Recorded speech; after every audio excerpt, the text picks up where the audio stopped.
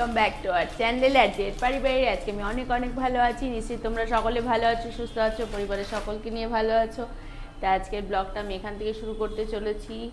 এদিকে সকালবেলার এখন ব্রেকফাস্ট রেডি করছি ওর, আর আমি এখনও চা টা কিছু খাইনি। বাড়ির সবার চা ফা খাওয়া হয়ে গেছে। আমার ঘুম থেকে উঠতে একটু লেটই হচ্ছে, কেননা ওষুধপত্রগুলো চলছে, মনে হয় ঘুমের ওষুধের মতো কিছু আছে।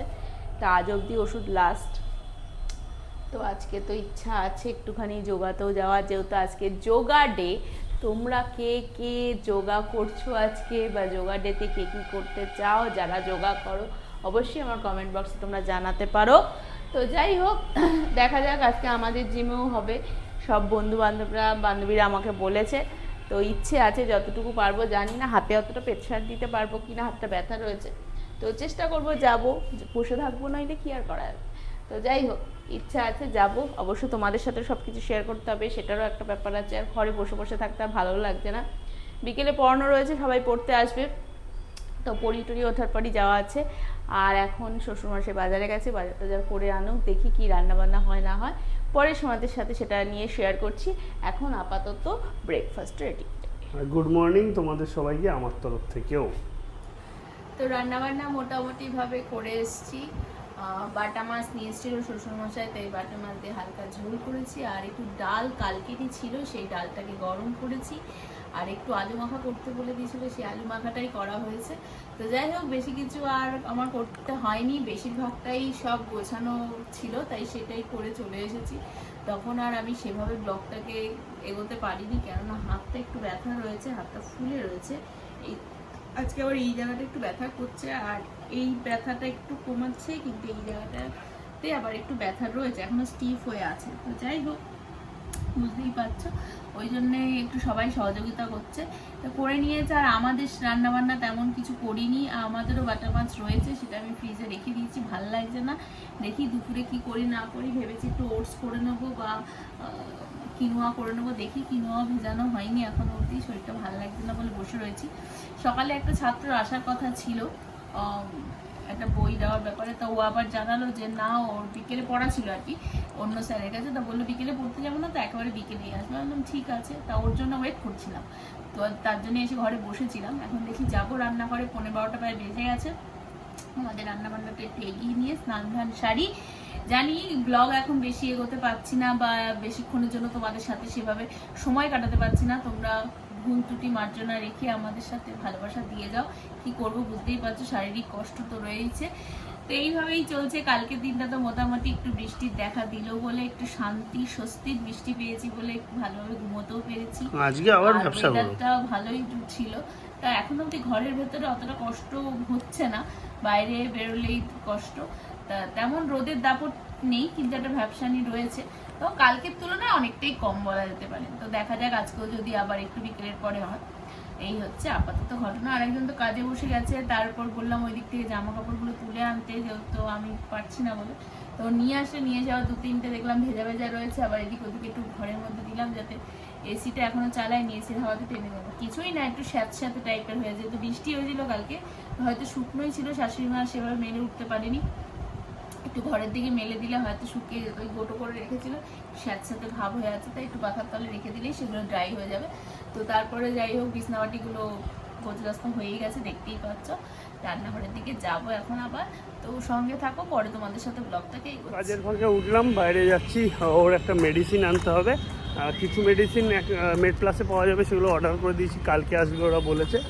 আর এদিকে আর একটা মেডিসিন এই লোকালি দোলতলায় পাবো, ওখান থেকে নিয়ে আসবো। দুজনেই স্নান টান কমপ্লিট করে উঠলাম জাস্ট নাও। আমি একটু কাছ থেকে উঠে স্নানটা সেরে নিলাম, ওই জন্য আর টাইম পাবো না এরপরে। আর এদিকে খেতে যাব এখন। আর এদিকে আরেকজন ইন্টারন্যাশনাল যোগা ডে আছে বলে বলছে আজকে যোগায় যাব, যদিও ডাক্তার 3 দিন রেস্ট নিতে বলেছিল, কিন্তু কে কার কথা শুনে সকালে। হ্যাঁ, আমি ঠিক আছে থাক, মানে সবাই ভালো। সেরকম হলে যেখানে ব্যথা লাগবে যেরকম সেগুলো করবে না, হালকা পাতলা যেগুলো করতে পারবে করবে। আর দিদিও ভালো লাগবে ও গেলে।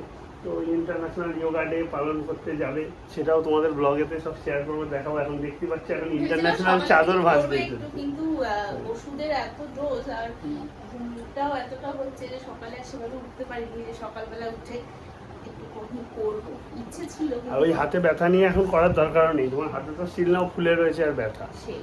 তবে হ্যাঁ, ভালো লেগেছে। আমাদের যোগাতে মেরে একটা বোন করে অবশ্যই ফেসবুকে রিলস করেছে, অনেকগুলো ভিডিও দিয়েছে, তো সূর্য ভালো প্রণাম লাগছে। ঠনাম সব করেছে, হ্যাঁ। বেশ ভালো। হনুমান দণ্ডাসন, তারপরে আরো অনেক কিছুই করেছে। যাই হোক, এই হচ্ছে ব্যাপার। সন্ধ্যাবেলা যাবো, আপাতত খাবার বাড়ুক, খেতে বসি, খেয়ে দিয়ে নিই আমি আবার আমার কাজেতেই ব্যাক করি। কবে এই চাদর টাদর গুলো কেচেছি, কেউ ঘরের আর কাজ শুক্রবার দিন সব কাজের চাপ রেখে থাকে, দিয়েছি। তোমরা জানোই। সব রেখে দিয়েছি।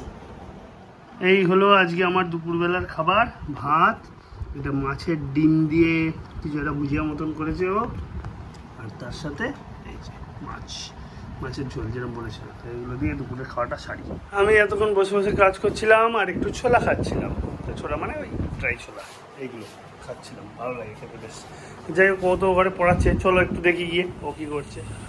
যেমনটা বলেছি তেমনই পড়ানোতে ব্যস্ত, স্টুডেন্টরা পড়তে এসছে 1 2 3 4 5। বাহ, আরেকজনের নাকে তো সুন্দর গয়না।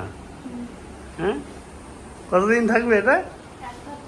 1 সপ্তাহ? বাহ বাহ বাহ, নাকে তো সুন্দর গয়না পরে চলে এসছে দেখছি, একদম 1 সপ্তাহ ওরকম।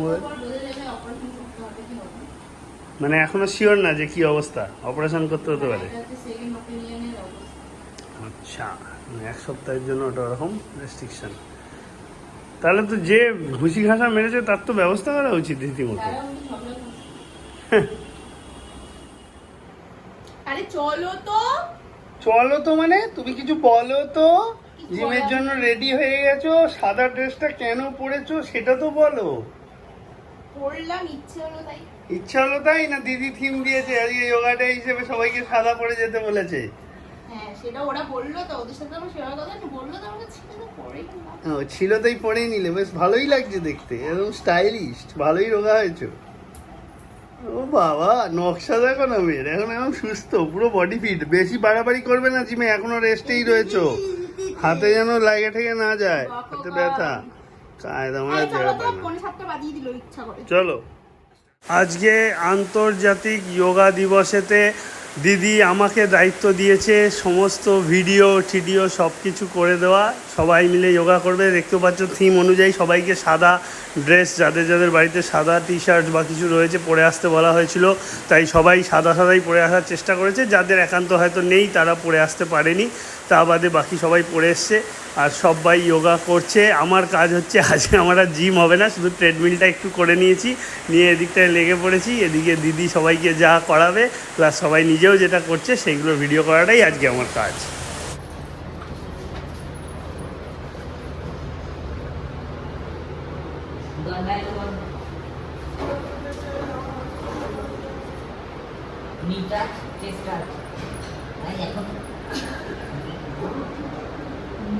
ভুজঙ্গাসন,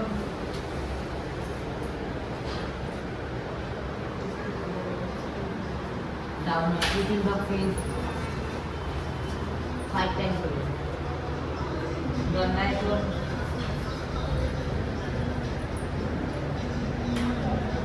ভুজঙ্গাসন